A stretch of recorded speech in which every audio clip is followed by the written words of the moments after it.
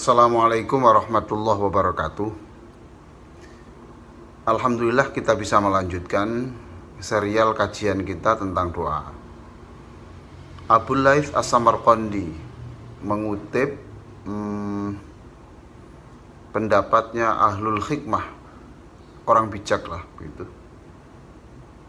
Beliau mengatakan ada 4 orang yang tidak akan memperoleh kebahagiaan. Tidak ada 4 orang yang tidak mungkin memperoleh kebahagiaan. 4 orang itu saya singkat menjadi dust.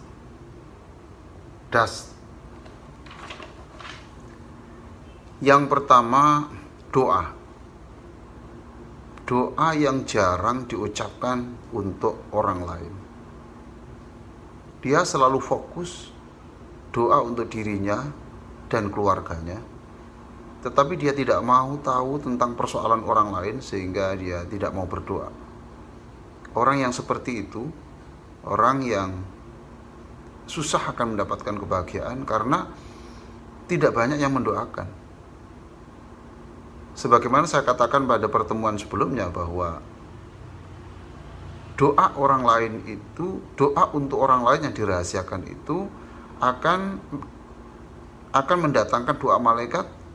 Malaikat akan mendoakan, wahai Allah, orang yang mendoakan untuk orang lain yang tidak diberitahukan itu berikan yang sama. Berarti ketika kita mendoakan orang lain, malaikat itu kemudian mendoakan untuk kita. Jadi kalau ditimbang-timbang antara doa kita untuk orang lain dengan doanya malaikat, ya tentu lebih manjur lah, lebih dekat pada Allah yang dibacakan oleh malaikat. Jadi kalau Anda ingin kalau ingin bahagia, ya bahagiakan orang lain. Kalau Anda ingin doa Anda dikabulkan Allah, ya doakan yang banyak untuk orang lain. Semakin banyak mendoakan orang lain, Anda semakin punya kesempatan, punya kemungkinan untuk bahagia. Bahkan ketika Anda di dalam masjid atau dalam perjalanan, umpamanya dalam perjalanan Anda ketemu orang miskin, jangan berjalan terus kemudian seperti tidak tahu, tapi bacakan Fatihah, Al-Fatihah. Ya Allah, orang itu punya tanggungan banyak, berikan rezeki yang banyak. Subhanallah, itu sangat terpuji. Kalau Anda dalam masjid bertemu dengan orang yang sedang berdoa begini, ya Allah, itu Anda coba amati dan katakan, wahai Allah, orang itu membutuhkan banyak pertolonganmu, kabulkanlah ya Allah, kabulkanlah ya Allah. Ya, kalau itu Anda lakukan, insya Allah Anda akan bahagia. Yang kedua, A, tadi kan das toh, ya, tadi kan das. A itu azan. Orang yang ketika ada azan, dia tidak menjawab, ya, dan tidak hanya menjawab dengan kata, tidak segera memenuhi panggilan azan itu, menunda-nunda. Mungkin waktu ada suara azan, tapi Anda meneruskan bermain HP, Anda menyelesaikan rokoknya, Anda menyelesaikan macam-macam lah pekerjaan-pekerjaan yang mestinya bisa ditunda, mestinya bisa ditinggalkan.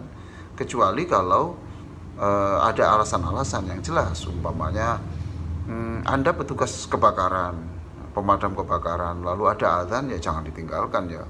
Masa ada azan kemudian karena mendengar ceramah ini kemudian pada waktu memadamkan kebakaran kemudian Anda tinggalkan. Saya tinggal dulu. Dokter yang melakukan operasi itu, ya masa begini karena mendengar ceramah ini kemudian waktu operasi setelah dibuka dibedah, nah, kemudian ada azan ditinggalkan. Saya tinggalkan dulu mas ya, kan kacau ya itu.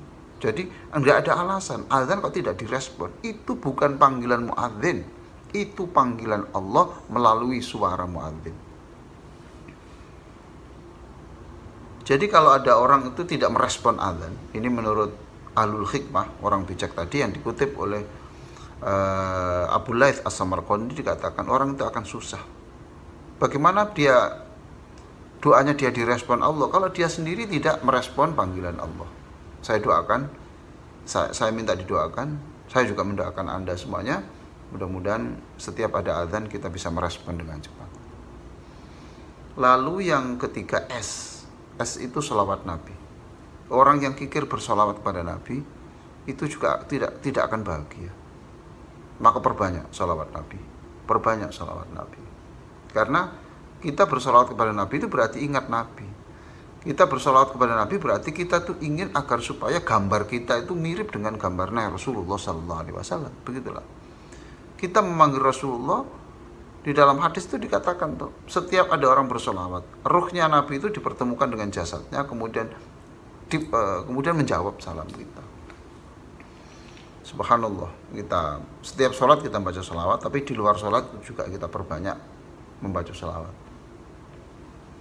Kemudian yang T adalah tolong menolong yang diabaikan.